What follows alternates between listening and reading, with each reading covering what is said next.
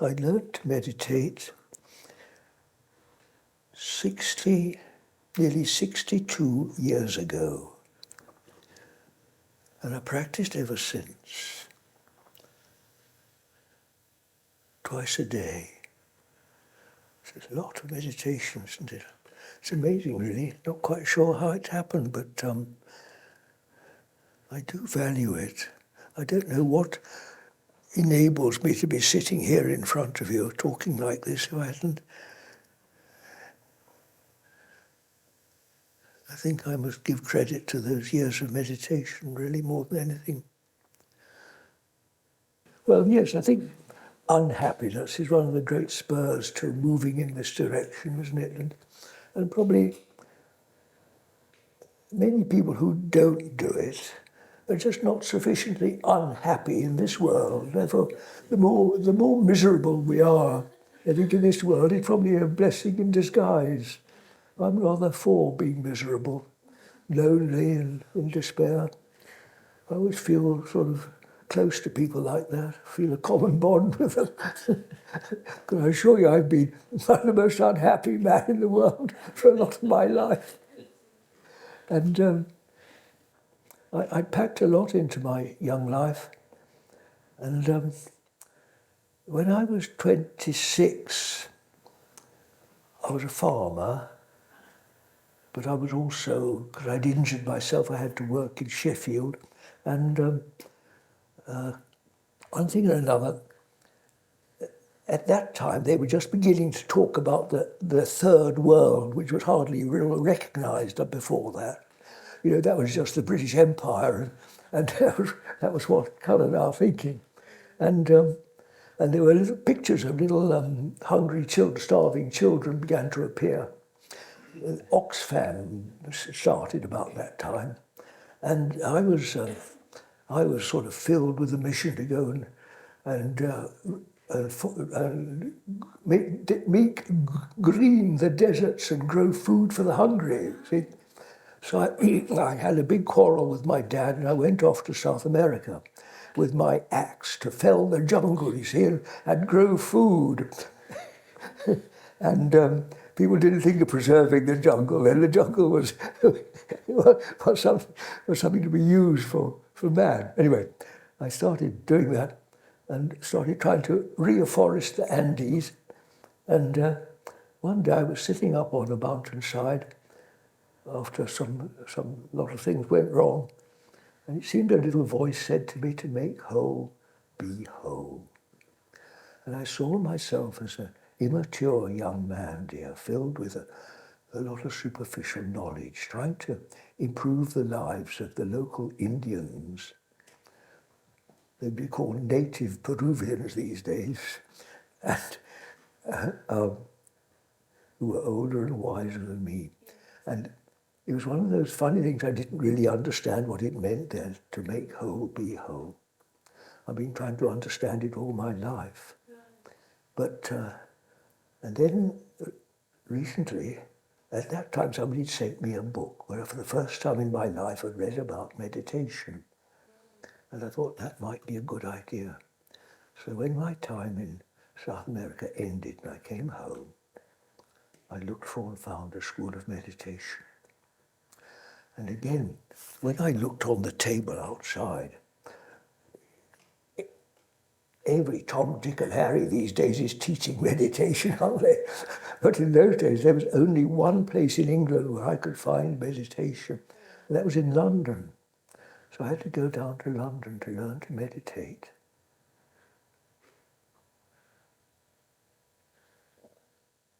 And my first meditation was in St Pancras Station waiting room, late at night, getting the late night train back, because I had to get back to my farm at Bakewell next morning to feed my animals. And you know, it opened up, dear. Really? And I realised I didn't have to travel the world to find the great open spaces that I loved. It was within me. And I loved it ever since. I practiced ever since, twice a day. It certainly moved me and encouraged me to keep going. It's easy as pie, really. I was very, very well taught. And I feel very sorry for people who just try to shop around on the internet and pick up anybody who just fancies themselves as a teacher, because I count my blessings that I was very well taught. And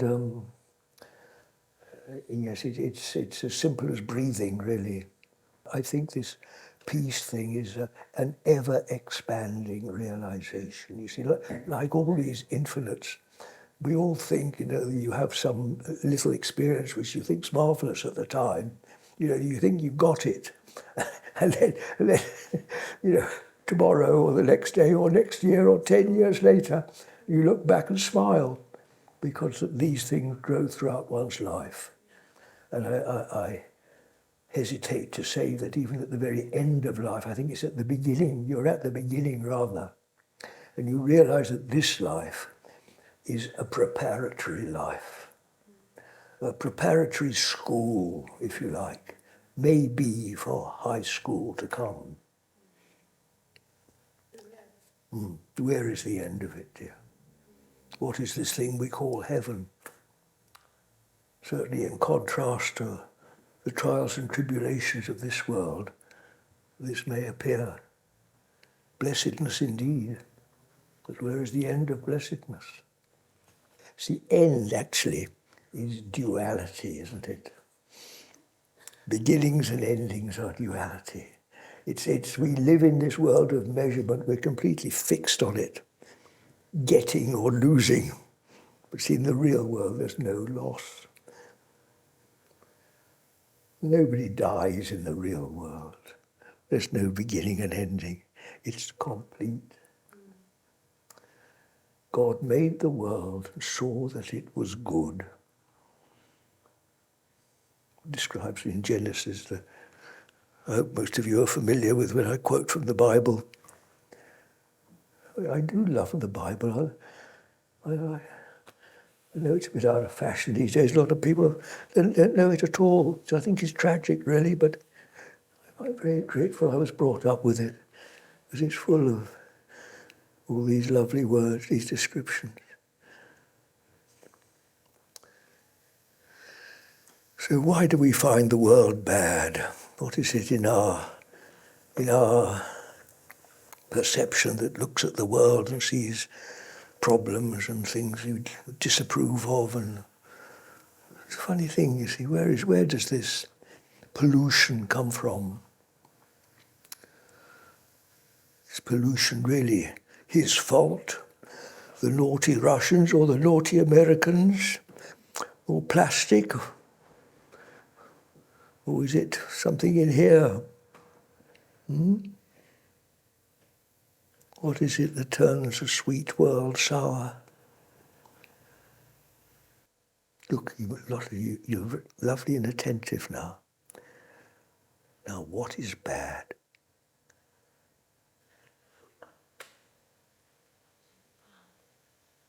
At this moment now, don't start thinking, just stay with this presence. I can see I ask you the question and immediately a veil comes over your eyes. You turn inwards and start thinking of this thing called problems.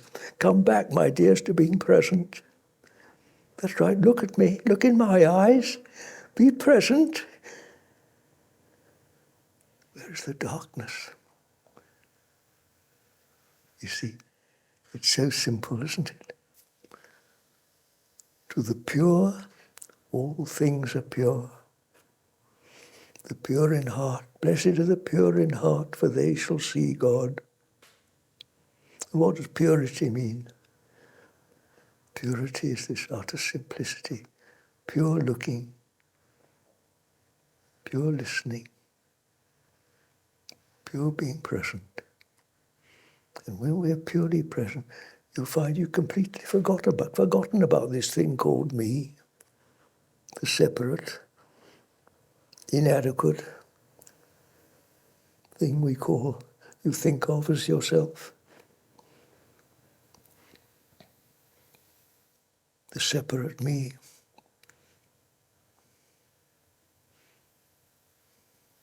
It just disappears as though it never was. doesn't it? Doesn't it? Yes, it's a great key, that, isn't it? Be attentive. I think of when my dad was teaching me carpentry. He said, hit the nail on the head, my boy. It'll go straight.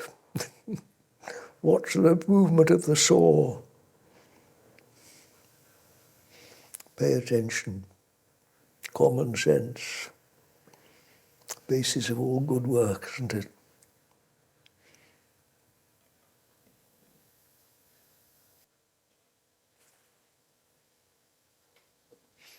We had some delicious soup for lunch. And it wasn't from out of a packet or tin. It was the sort of soup that nourishes body and soul. Because it was made with attention. And what is attention? Isn't like all these other great principles we've been talking about. It's love, isn't it? When you work with love, then it's worth having. And if you'll forgive me, I'll point out to you this book, which describes me as a young farmer when I was learning these things. I describe it, Mystic Apprentice to Working for Love. When I really began to take on the great realization that it's not what we get from life, it's what you put into it. And there's nothing more precious in this life than to work with love. Talking about love and this infinite expansion. See, really, I never intended to write these books. None of them, I've never sat down and written a book, actually. They are really an accumulation of many, many notes that I just made, letters and notes that I made throughout my life. But I'd realized now that the whole sequence from beginning to end is the great, ever-expanding realization of love. Starting from my pet rabbit as a little boy, into my years as a young man, my first adventures as a cowboy, to being a farmer, realizing the greatness of the sea in those great open spaces, soldier and all the things that happen in life. Great journey to love. It's only just in the last, quite recently, that I even dare to use the phrase love of God. I always felt that was something too remote for me, really. But now I begin to see this great accumulation of love, both in my own life and everybody else's, of course. And maybe that's what this great containment of all love is, what one might refer to as the love of God. But of course that itself is of an infinite dimension, so we don't really know what we're talking about, do we? So we come back to silence. Silence before this wonderful world.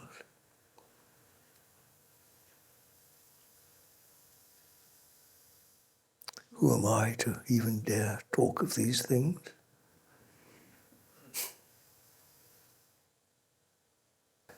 It's an interesting phenomenon, isn't it, that we gather here together, most of you motivated by, I think, some sort of search for truth, for these unattainable qualities that we were talking about to begin with, peace or something. But yet how they, almost immediately after you sort of have an opportunity for a break, we explode into talk. Now I say this without judgment because it's just simply the human condition. And we can't pretend it's anything else. We all do it. And we talked about the attainment of peace. Well, the peace is the simplest thing in the world. I mean, it's here and it's a gift. It's here. It's not a matter of attaining peace, but rather of getting bored with what isn't peaceful. Just getting fed up with talk, endless talk,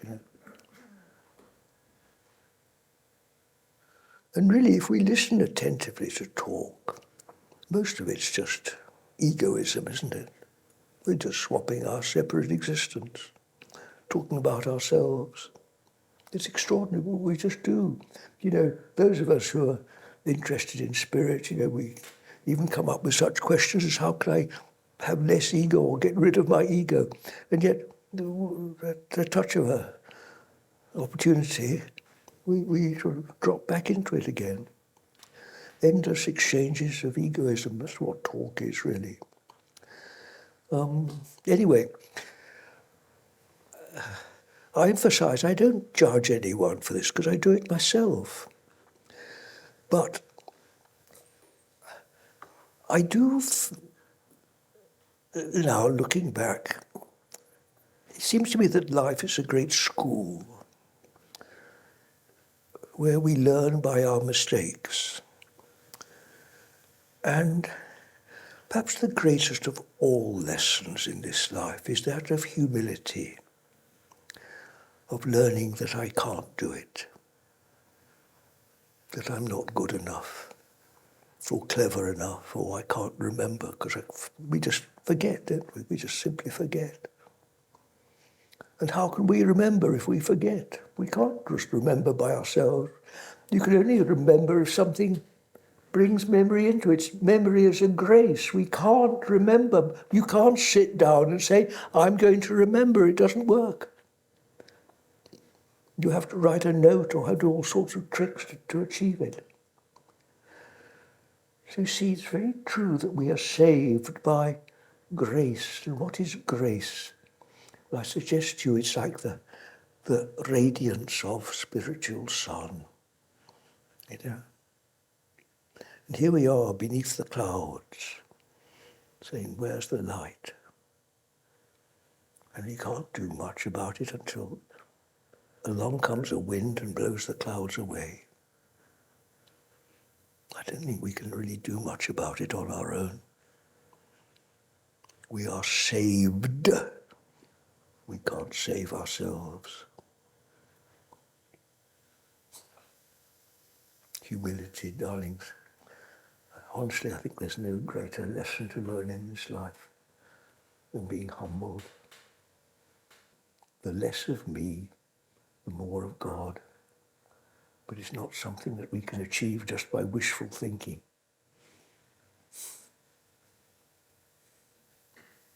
We grow up, God willing. Things happen.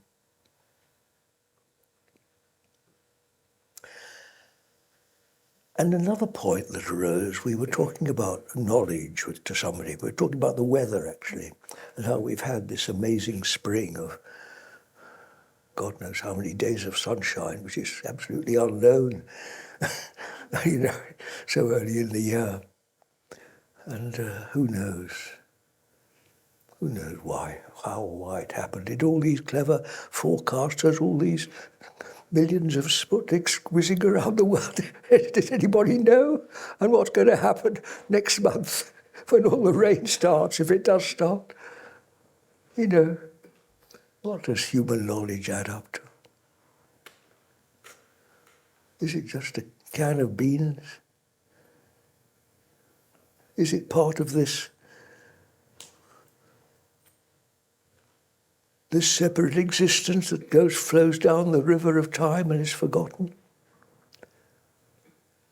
And we talked about what you might call real things, didn't we? Peace, presence, freedom, light, beauty, spirit, which we can't analyze. We can try, but it's actually beyond knowing, isn't it? You know it intuitively. And here I'd just like to point out to you that conceptual knowledge, descriptive knowledge, is a phenomena of duality.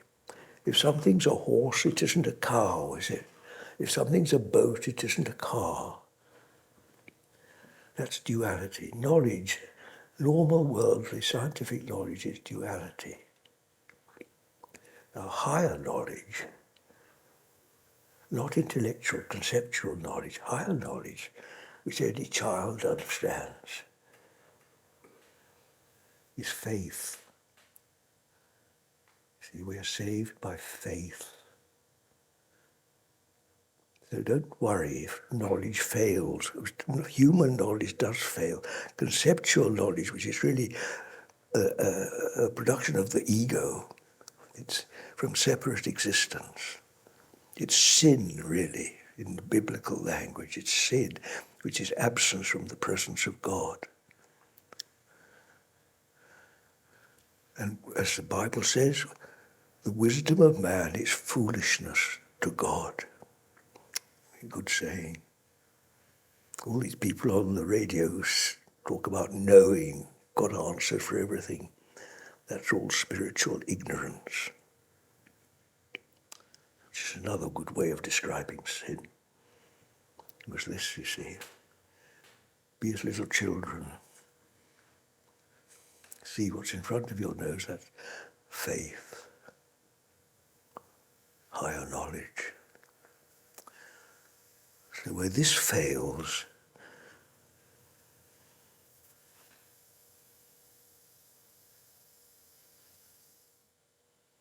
we're told to have faith, aren't we?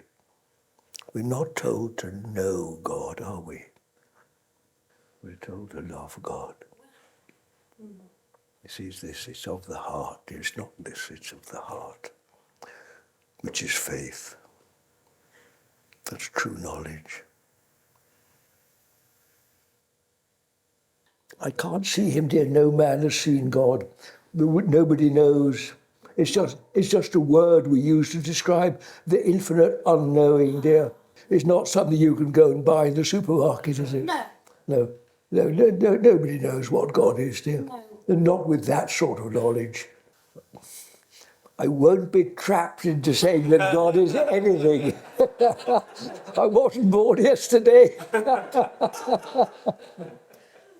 The Alpha and the Omega. Well, that's how the Bible put it. That's one of many descriptions of God, isn't it? And how many more are there? Right. Don't conceptualize. I can. The very word conceptual makes me run away, dear. Like a little rabbit. I'm frightened of it. I don't want to challenge you. No, don't worry, dear. No, seriously. Yeah. Do you know, you may be surprised at this, but it was only last year that I was walking. Every afternoon I like to go for a walk. I usually walk along, Bakewell's got a lovely river, and I walk along the river through the meadows there. And there was an artist who was painting, and I got talking to her, and I said my dad was an artist, which he was, and so we were talking. And she said, we talked about art education, art schools. And she said they only teach conceptual art. Right. Well, I wasn't sure what she meant. So when I got home, I looked it up in the dictionary. And I realized that this word conceptual, which is used quite a lot these days, well, I never used it because I didn't know what it meant. It means a product of human thought. Now then, human thought is on wobbly ground to begin with, isn't it? It's a very wobbly ground. So, now my dad was an old-fashioned artist, and I think he ever used this word conceptual, but he certainly didn't think much of modern art. And he would never draw, paint. He always used models of real life. Yes. Not models, he painted from life, loved landscapes. Yes. Or buildings, old classical buildings. He loved to draw animals, draw marvellous horses, and go usual farm animals. He never painted out of his head. No. And then, so that's what I was brought up. That was my understanding of real art, was a representation of nature. Whereas conceptual art is unnatural art. It's a product of the human mind. It's from the mind. Yeah. And in fact, almost everything in life today is conceptual. You know, look at modern furniture. Falls to pieces, you buy for rubbish, isn't it? Modern almost everything. Technology. You know, much of you can always say that the world's problem is conceptualism, couldn't you? This is a projection of the human mind, man's thoughts, yeah. It's a man-made world, you see. What is it that makes us fall from paradise, whatever paradise is, into this problematic world? It is actually, see, what we fall, what does that mean? It means a fall in consciousness. Yeah. From a higher consciousness where man walks with God, as is described, to a lower consciousness where we are absent from the presence of God and we live in a man-made world. And everything, the land is cursed for our sake, and this is how death enters the world. We are living in a man-made world. And then just consider, what does that mean? We are born, we're in prison, aren't we? We're imprisoned in this body. So we're now 20 bodies imprisoned in 20 separate existences. Not only physically, but mentally. 20 egos all saying, I. We're imprisoned, condemned to hard labour, because we have to work to live, under sentence of death. Anything that dies is not of the real world. And what in this world doesn't die? Even nature is cursed by man. If you want to know what sin is, just say, does it die? In the real world, because we had a few glimpses of it just this afternoon. When we looked into each other's eyes, you see that light, that exchange of light. It is beyond time, isn't it? It's ageless. Am I really an old man on the point of death? Or am I this light? What happens when my body goes into the grave? What's left? That's the question. What's left? But some of you may probably have been lucky enough to see someone die. Well, you know then, you know. You've seen what happens. You've seen a bit, let's just say, you've had a little window opened. Good enough, you don't forget it, do you? Well, there you are, dear. What do we mean by person, dear? What is person? Is person this higher reality? Or is person this ego-centered, separate being that dies? What is the person? Or is there, how many persons are there? Is there one real person, one being, one Adam in the garden? How many people were there in paradise? It was singular, wasn't it? This is the world of separation, millions and millions of separate personalities all condemned to die, with only a certain allowance of death, and after the end of that, death. And what happens to this? Whatever's left in this higher world, are there millions and millions and billions of everybody that's ever lived and died? What is it? It's the one. Is it one? How many gods are there? How many spirits is there? Here now, see it for yourselves. Here's the world of many. It's the world of undivided.